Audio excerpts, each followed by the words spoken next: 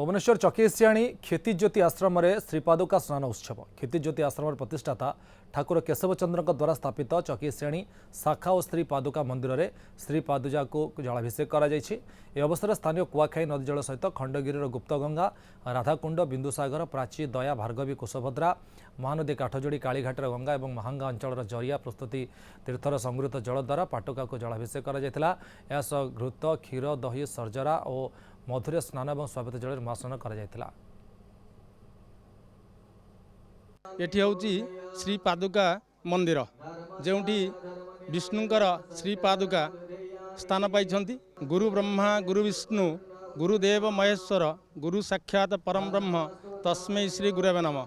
तेणु गुरु को जो माने शरणापन्न होती तेणु से श्री गुरुंकर श्री पदजुगल बा कठौ बोली आम जहाँ कौचे से कठौ एठी श्री पादुका रूप में विद्यमान तांकर पूजा एठी चली।